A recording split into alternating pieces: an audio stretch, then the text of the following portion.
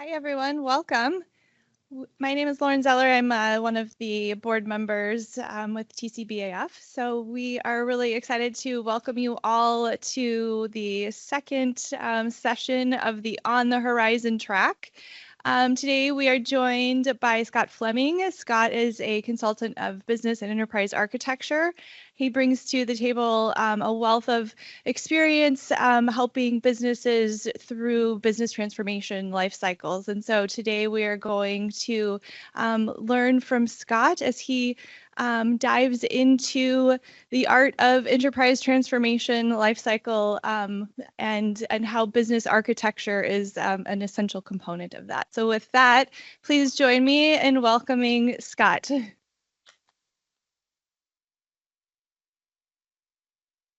Get myself turned on here. Am I loud enough? Good. Thank you for joining me today. It's a pretty full room. Yeah, so what I'm going to do is I'm going to zoom out a little bit and ask the question of when we try to sell the idea of business architecture, one of the challenges that we often have is we come at it from the perspective that I've got a discipline. And it's a bunch of tools. And if I was to do the analogy of, let's say, building a house, and someone asked me to build a house, and I came and I showed them my toolbox, they probably wouldn't be very impressed, right? They wouldn't have any confidence that I could help them build the house, other than, oh, I see that you have those tools.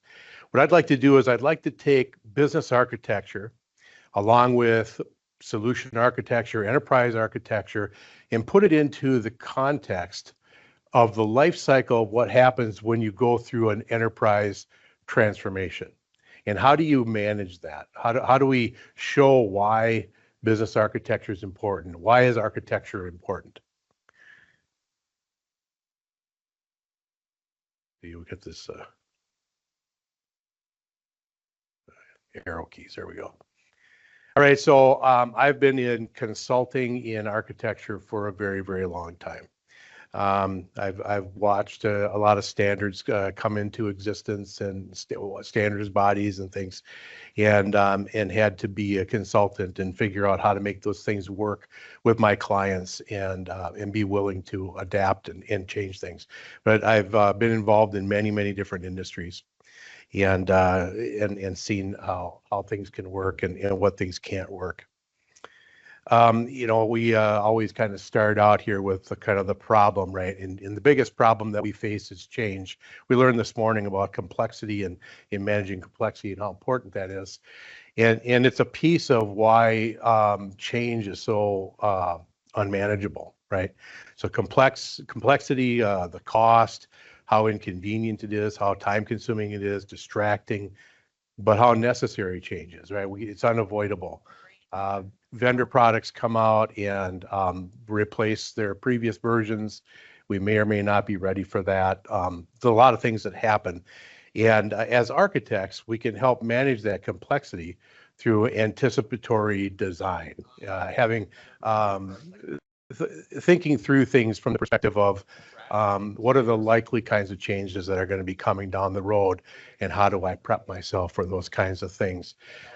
Part of what is required to do that is a very deep knowledge of the space that you're in.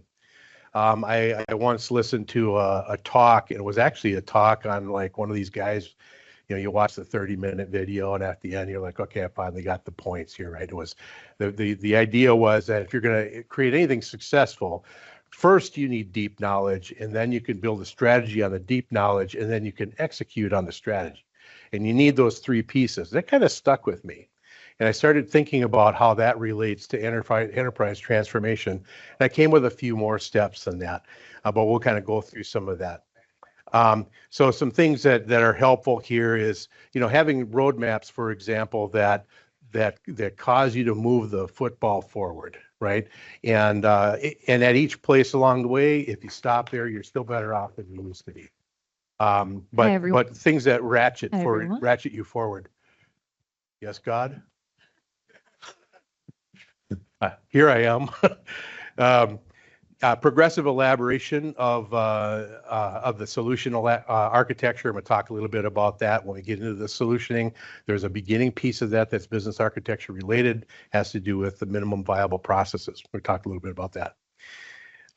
So enterprise transformation, we go from the previous version to the current version, we plan the next version, but how do we actually do that, and how is it that enterprise architecture is going to help us? So we're always running, right? The enterprise is always running at any given time, but we have versions of it, and the versioning is kind of clicking forward as we go through this. But then the question will come up that after I get done with a transformation, how do I know I actually achieved the goals of that transformation? Did the architects bake into the solution the ability to measure how well we did? Was that a part of the solution?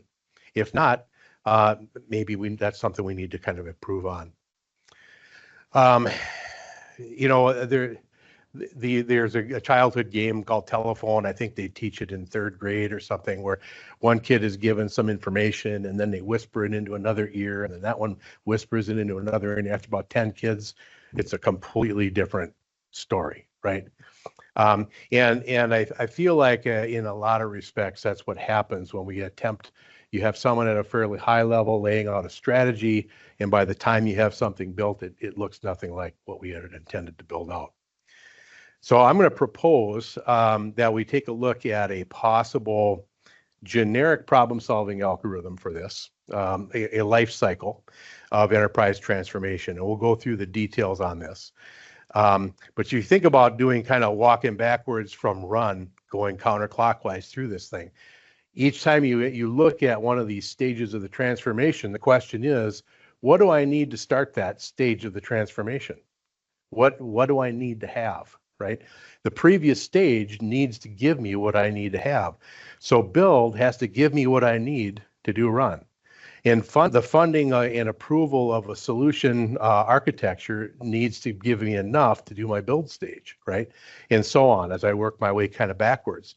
Once I analyze it backwards like that, and I understand that each of these has to give the next stage what it needs to get started, I really have, I think, a justification for a lot of what's going to happen inside of each of these boxes. A lot of this is maybe as you looked in the middle of this circle, you can't probably read it very well because it's too small, but the enterprise body of knowledge is a really big piece of this. And the enterprise body of knowledge is really the documentation of the business architecture, as well as enterprise architectures and solution architectures, all the knowledge that you really need in order for you to create strategies going forward, to take existing architectures that you already have in place and to iterate on them. We should be constantly updating this, right? When we go through the build phase and we're actually building something, we need to update the enterprise body of knowledge. So this is a piece of that kind of puzzle here. So the things that you typically do as a business architect, let's say your capability models, value stream models, understanding how your particular enterprise fits into the industry in which it is a part of. One example that I could give of that would be, let's say you're a medical device manufacturer, right? Well, what industry do you live in? You live in the medical domain, and what are the main roles in that medical domain? Well, we have doctors and clinics and patients, and we have those who do governance. We have payers. What are the roles of each of those, right? Understanding what all of those things are in your domain is not necessarily only analyzing your business. It's understanding the domain in which you find yourself and what all of those roles are, so that you can then imagine what a better world for them would be and use that to drive your products and services. And once you know that, drive your capabilities, the changes that you need to do with your capabilities. So having all of that documented enables people who are going to form strategies to come up with good goals and kind of help move the ball forward, but also helps us as we kind of move along and we want to do our architecture work. I mentioned talking about the very end and, the little Michael Jackson doing a moonwalk here. But that's how we analyze this workflow. We start at the end and we work backwards, making sure that we have necessary and sufficient conditions to start each phase of the process. So that's where, that, at least up front as we lay this thing out, why it's important. So let's take a look then at what we mean by the run phase. So the business is up and running. How do I get to that phase? Well, obviously the build phase had to have created new running systems, implemented new processes, documented the flows of those processes, all of the standard operating procedures, all that stuff should be documented, as well as the delivery of the new systems. And now I can run. But in addition to that, I think I also need, as I mentioned earlier, measurement, right? Some metrics baked into my solutions, and people who are going to be dedicated to collecting those metrics, analyzing those metrics, and then reporting on how well we're doing. If those things don't exist, then there's no way to evaluate how well did this transformation happen. As business architects, we can help with that, right? We can help put the focus on that and make sure that we don't get lost in the technology with these changes, but also draw focus on, well, what was the measured change? Did we actually impact the business the way that we had intended to? So yeah, that's kind of how, the basis of the run phase. So then I go backwards and say, well, how do I get there, right? Well, the build phase, obviously to start my build, I need an approved architecture, and the details around that approved architecture should be enough for me to have the right number of people doing the right jobs at the right times, to buy the right licensing for the right software, all those kinds of things, right? That all needs to be in place before I start my build process. And some of these things you're going to see on this life cycle aren't really business architecture related. Some of them are a little bit solution architecture related. Some of them are going to be other jobs. But my point is that instead of asking the question about what does a business architect do and how do I sell business architecture, let's ask the question about what is the organization really trying to accomplish? It's trying to go through this life cycle every year of transformation, and how can we help that happen, right? How can we make them successful at that, and then figure out where we fit into the process. So I'm kind of giving you this big picture of this whole life cycle, and then we'll talk about how we can fit in as business architects as we kind of go through it. So the build is probably maybe the least business architecture focused during the build process, but we still want to verify, validate what is being built. Prior to the build, we usually we start out with a proposed solution architecture, and from that figure out all of the estimates that we need to do, right? And then get funding for that. That's kind of what the whole point of the fund allocation and approval step is to say, well, this is what we said we were going to do, and here's how much it's going to cost, and yes, let's get approval on that. This is kind of the big one. I don't know how well you can see this because this stuff, as I know, it's really small, but I'm going to talk through a little bit more on this one. I have a whole presentation on just this slide, and I'm not going to go through all of that right now, but I am going to give you somewhat of a high-level understanding of this. So one of the challenges that I have had with artifacts from, say, TOGAF is they're so partitioned that this diagram is written by these people for these people, and this other diagram is by these people for these people. And one of the problems that you have is you kind of want to do this, right? You want to see, well, how do these things line up? How is it that my business process lays down on top of the technology? There isn't an artifact for that right now. If you find it, send me a link. I've looked for this, okay?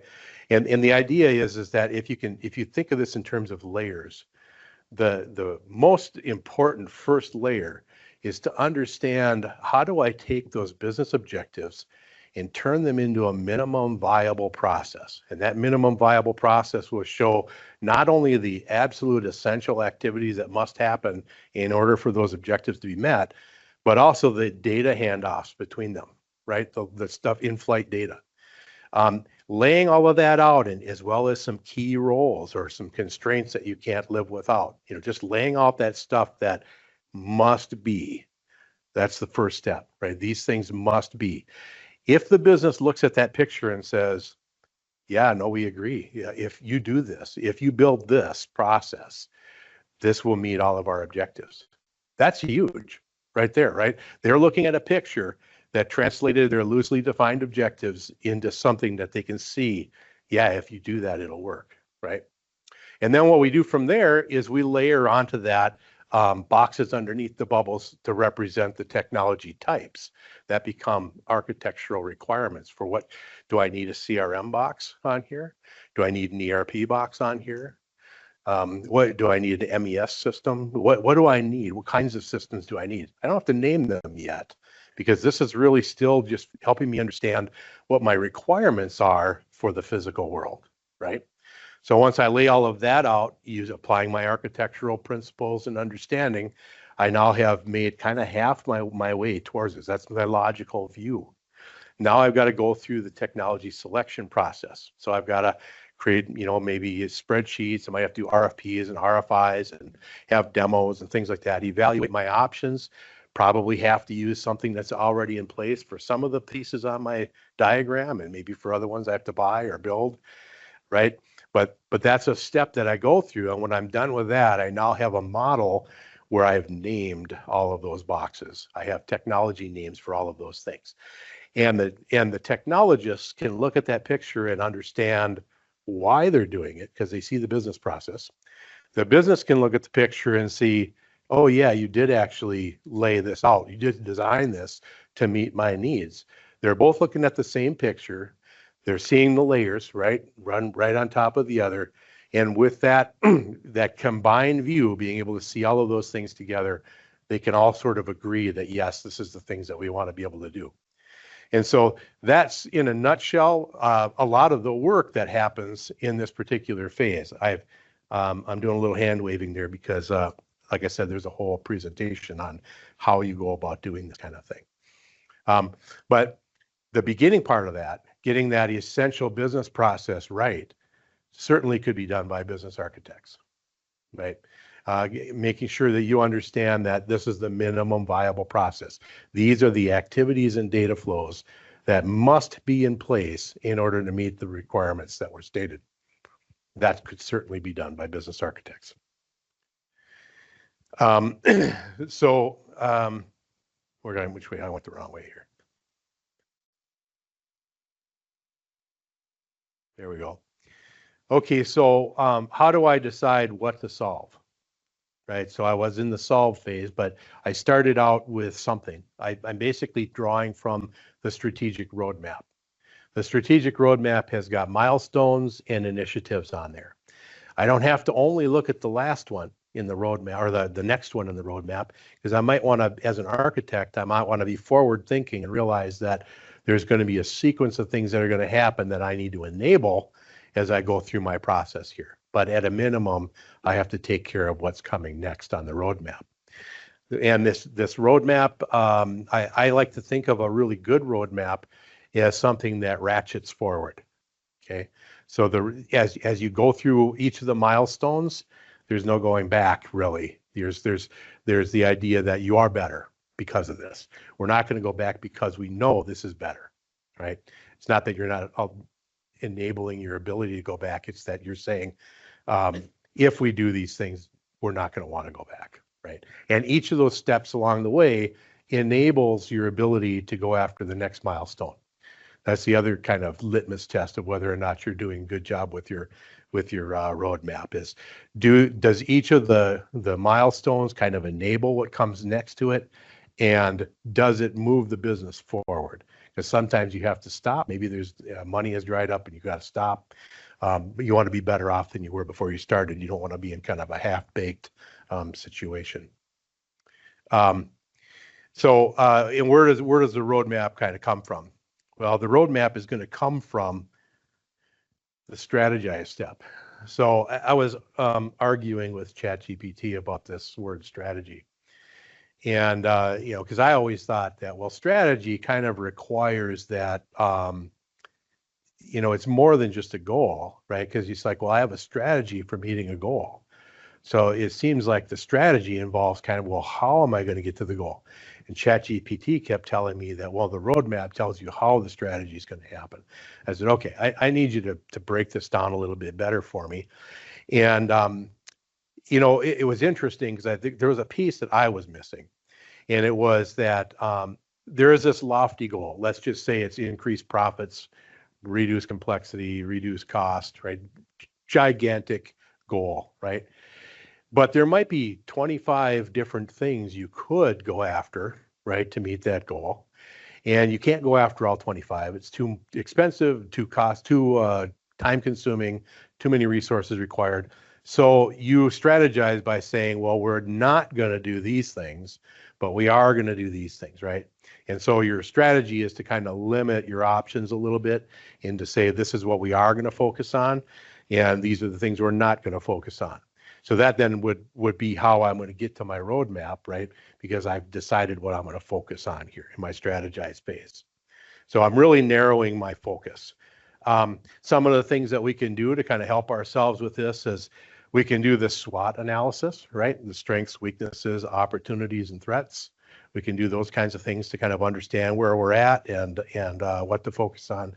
But a lot of times I think that the strategized step, this is an opportunity for business architects to sit at the table with the strategic team, business's strategic team. And so this would be a place where we can play as business architects much more heavily than maybe later on in that process flow, right? So I've introduced this layer prior to strategize, but it constantly is going on, honestly. But this is the idea that that enterprise body of knowledge that we talked about. There needs to be an effort to continuously grow this enterprise body of knowledge. If I have a well-structured enterprise body of knowledge that's kind of growing and people know how to find what they're looking for in there, they can use that to help them with their strategy work. And this enterprise body of knowledge is not necessarily limited to just focusing on your own organization, although it does do that, but also would include the things about the domain that you're in as well. Where are things going? What are the trends that are happening? What does an ideal world look like for a patient in the future? What kinds of things do people want? Do they want to have health tracking devices always running on their bodies? Do they want to have the ability to easily look up their symptoms that they have and figure out maybe preventative things? And maybe you're trying to understand the mind, the psyche of the patient, the psyche of the doctor, people running the clinics, so that your imagination can now help you come up with good products and services, right? But all of that knowledge about the industry, about your organization, your capability models, your value streams, even your enterprise technology stacks that you have, all that stuff needs to be accessible information.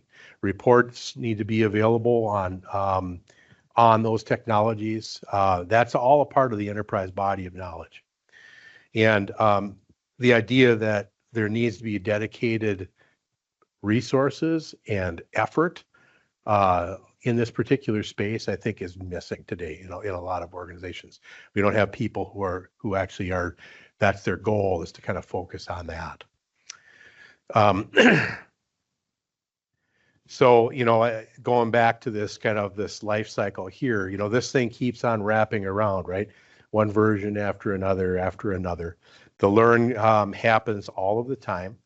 And but usually the strategy work is like an annual cycle for that, where they revisit their old strategies and improve upon old strategies, things like that. But it's interesting because there is sort of an iterative nature for each of these things. For example, the run, you're constantly, iterating on running your business. The build, you might have to do iterative builds, right, to get to where you're trying to go from a single architecture. The solve, you're going through the roadmap. Each time you pull something off of the roadmap, that's another iteration. So all of those things are sort of iterative in their own regards. You solve a new piece, then that goes through the funding and the build again, but the build might have to go through 3 or 4 iterations, right? And then annually, we always revisit the strategy. And the learn, as I mentioned, is just kind of all of the time. Now, I went through this a little bit quickly because I feel like this topic is a topic that a good conversation with you would be helpful for everybody. So I want to kind of open this up right now and let's talk through. If you got any questions about specific slides there or ideas or things that kind of popped out as we were talking about this, go ahead. Before you. Oh. I have a question. Yeah. So 2 questions. One, what does the adoption for business architecture look like? What in does the what? Adoption in the industry look like? And then second, how does it align to the product organizations that are evolving now? So where does business architecture sit? How does in the organization and how does it align to a product strategy? Yeah, so the answer is that it's kind of different in a lot of different places. It's not formalized in the sense that every organization puts business architecture here under this alignment organizationally. Also, I think that the not invented here mindset in a lot of organizations keeps companies from believing that there is a generalized life cycle like this, right? They all have to invent it. Everyone has to invent their own, right? And that's kind of what happens. But I think if we look at it from the perspective of necessary and sufficient and say, well, for sure, whether we name them these things or not, these are things that have to happen to go through that, right? Everybody has some way that they go through transformation, but looking at it as sort of a cycle, I think is helpful because it shows everybody, this is where you are in the process, right? There's a place for everybody on the cycle here if they understand where they have to play. One of the challenges that I have with, and I mentioned a little bit of this earlier, but a lot of times the standards bodies are created, and I've been on some of these things, where you have a whiteboard session and you break it up the topic into subtopics.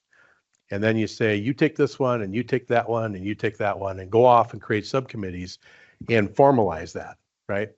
And so what somebody does, let's say data architecture, they go off with data architecture and they focus on what do data architects create and want to consume, and the imagining of what that would look like from the viewpoint of a data architect.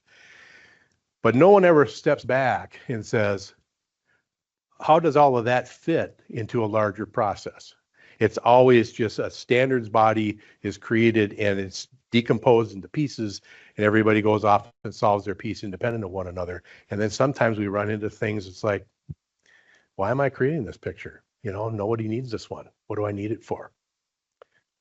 So yeah, I think the answer varies, across organizations. Anybody else have a comment or, yeah. Thank you.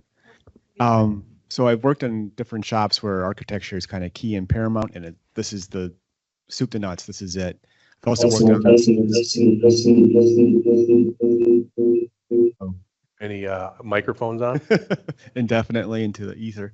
But then also kind of to your point, I've worked in shops that are heavily product based, and it seems like they've abandoned any kind of concept of roadmap, and it's just about kind of the fine tuning of how do we just continuously improve the product we have, and it's bits and pieces. It's not a 3-year roadmap or even a 1-year roadmap. I don't even think I know what I'm doing 3 sprints from now. And so how do you, if you're going to be in a shop like that, I'm not speaking for folks, but how do I kind of apply a model like this?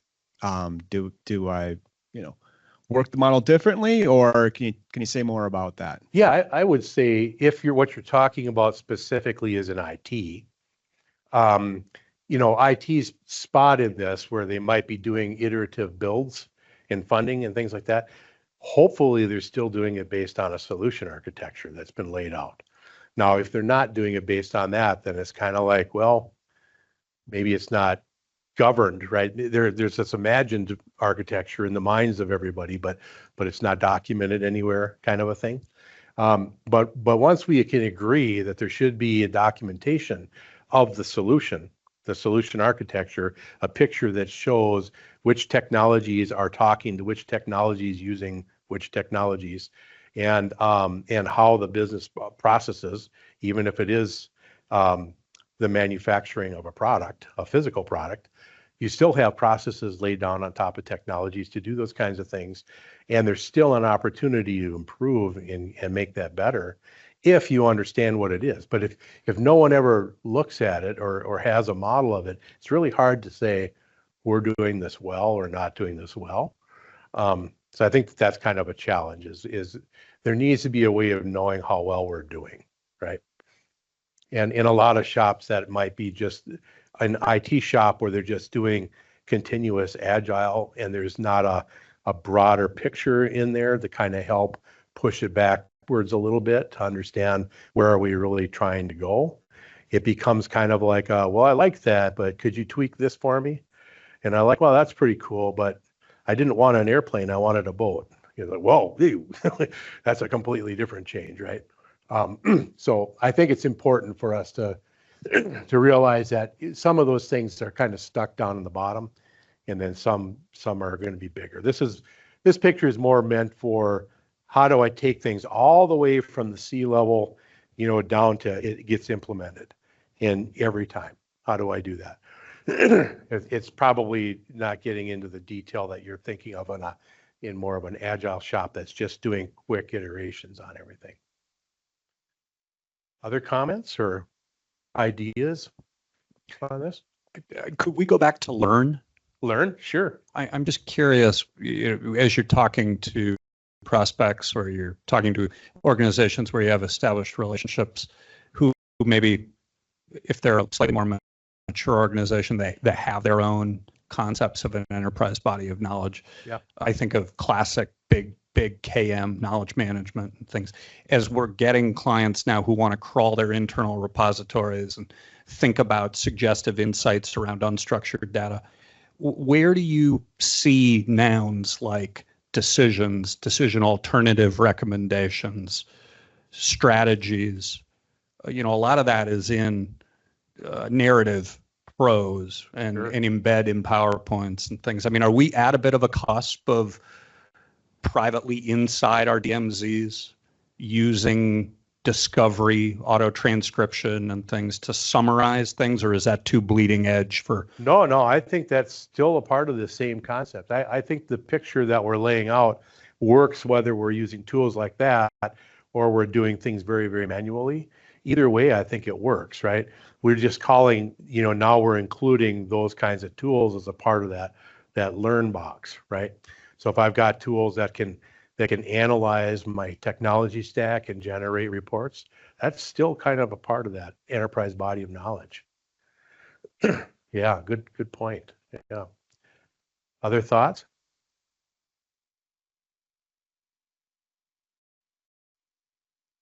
Oh, group, or how many of you there are? Yeah, Joel. So with transformations, it's important to understand if the change is successful. Yeah, right? Yeah. In large transformations, and when you talk about KPIs and metrics, do you have thoughts on how do you measure that? What are some good ways of showing that you've been successful in your transformation? Yeah, that's a great question. So, in fact, Steve, I'm going to call you out for a second, but when Steve and I were working together at Medtronic, he had gone through a course and had this slide on, the realized value. But the realized value is like one of the last step, you actually realize the value of the work you've done. If you haven't planned that way from the beginning on how you're going to measure that, if you don't know how you're going to measure that, that's kind of a problem, right? So way at the very beginning, as you're kind of getting this started and you come up with that minimum viable process, that has to show how you're going to measure the value, right? And whether or not the value actually happened. If you don't do it that early, a lot of times reporting is left to the end. It's one of those things that becomes an afterthought, right? But it's super important, that we understand what we're going to want to learn from this way up front and plan for it. It needs to be a part of that architecture. Other thoughts?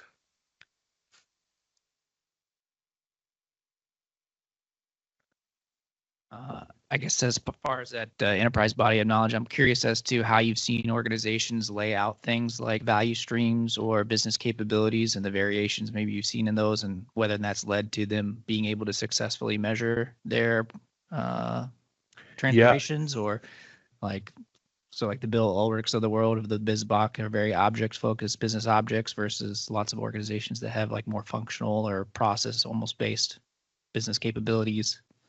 If you've seen any differences there. Yeah, I think one of the things that we can do it depending on the level of your scope of your focus. You could take a business area, for example, and start there. That I'm going to analyze this business area, right? What are the big value stream, and I could kind of break it into finer value streams. And the value streams can be comprised of the capabilities that enable each of the stages of the value streams. You can organize it like that. You can use heat mapping for each of those different capabilities within those particular value stream stages on how well whatever it is you're trying to improve on, whether it's technology adoption or how mature your processes are or whatever.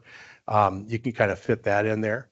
One of the models that I like is I mentioned, like the example of, patients and the doctors and the clinics and payers and governance bodies and things like that. It's kind of this top driving feature, and it's the ultimate why.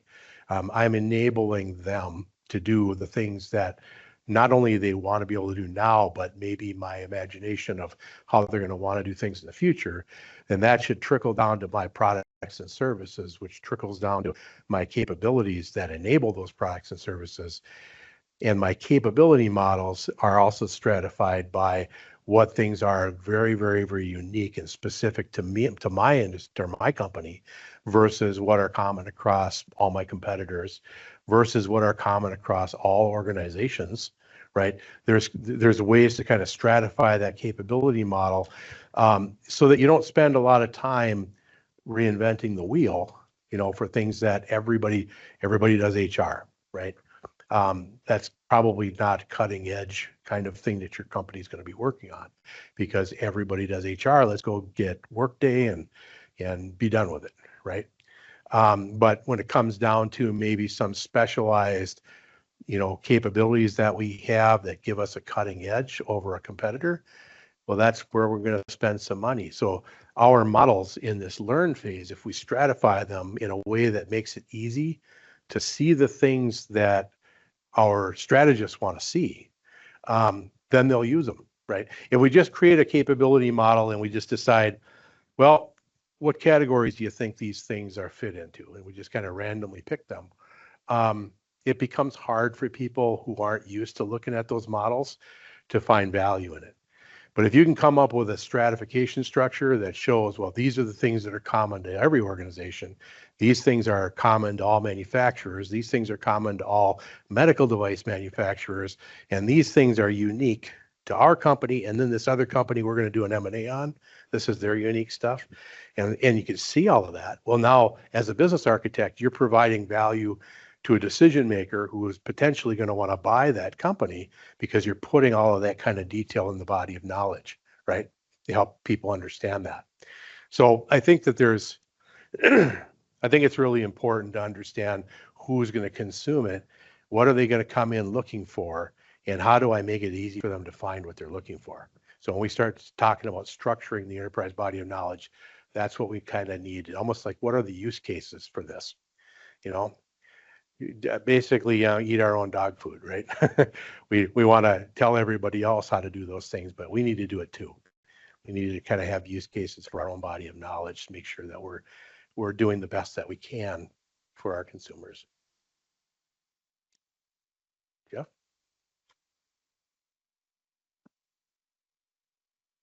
You mentioned that you've looked for a way to visualize the strategy with the technology overlaid, and you haven't really found anything. Oh no, we actually we use, it's the process, the minimum viable process laid down on top of the technology.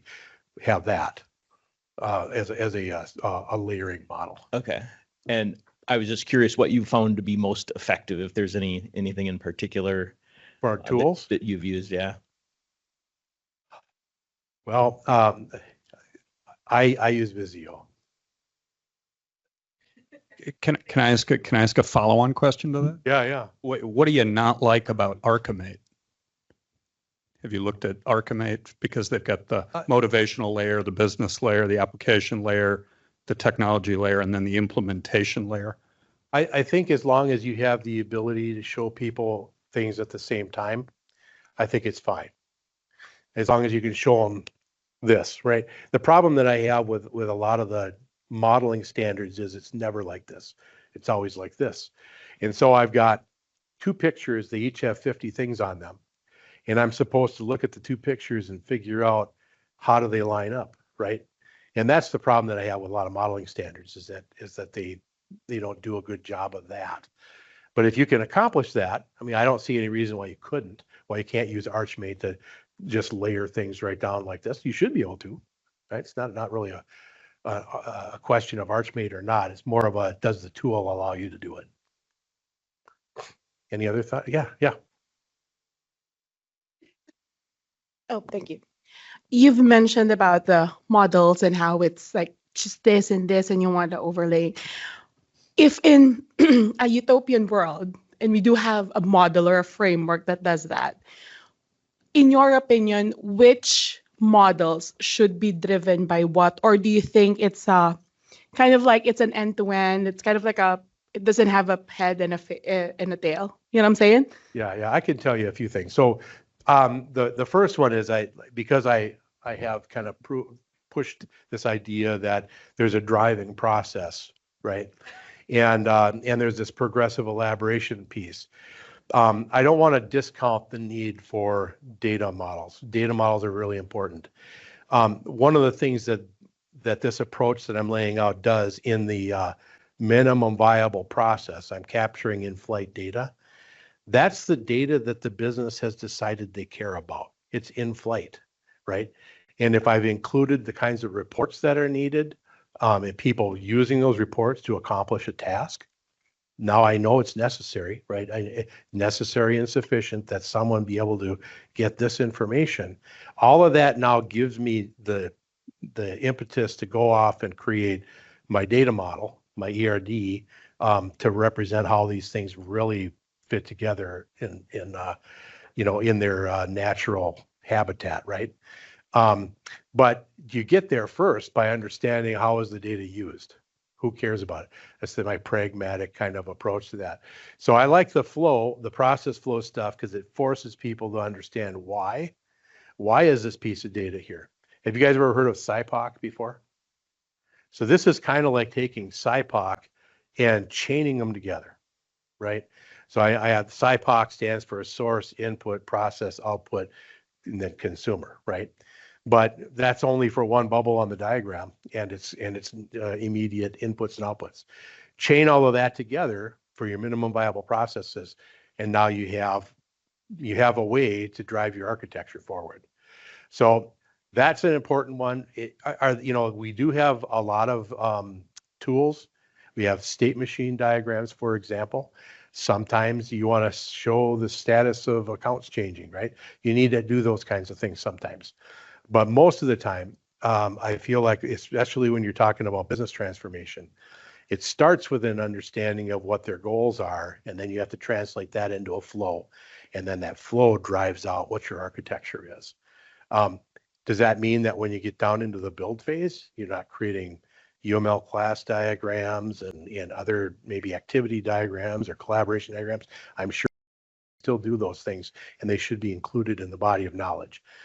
But from a kind of a driving perspective, the most important ones in my mind are the flows that show what has to be. Because that's really the question is, what has to be? And how do I know that, right? And the only way I know that is by understanding, well, what comes after it and why does it need it? And then keep asking that question.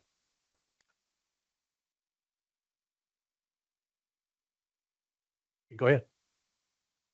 I guess I have maybe a comment and then a question. As I think about, and I was reflecting some of the questions around agile, and when I see roadmap, for us, roadmap is a lot of times how the length of time it's going to take, and is like more of a time bound thing, which you almost have to like understand the solve and fund phase to know how long it's going to take. And so when I think about the double click you had, roadmap to me is almost like our charter or like outcome framing that drives it. But then to that point, I was also wondering, when you talk about minimal valuable process, if I understood you correctly, you're like thinking value streams are in the learn phase.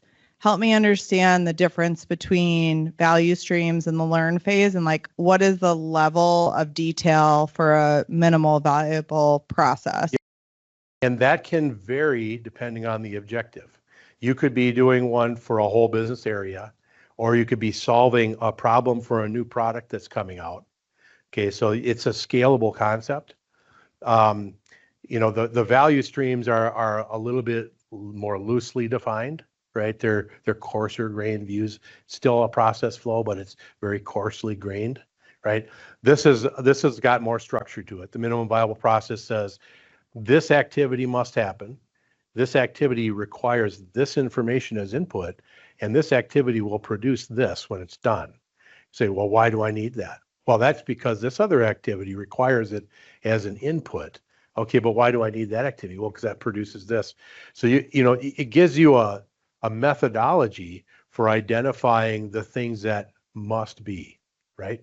So that's kind of the idea. Whether you're talking about the development of a product or you're talking about a whole business area, it's the same kind of thinking, either way.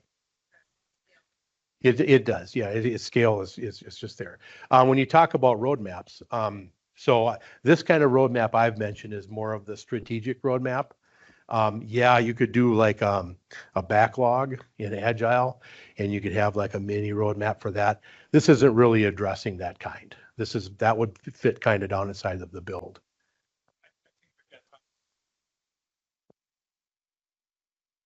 Sure. Okay. Thank you.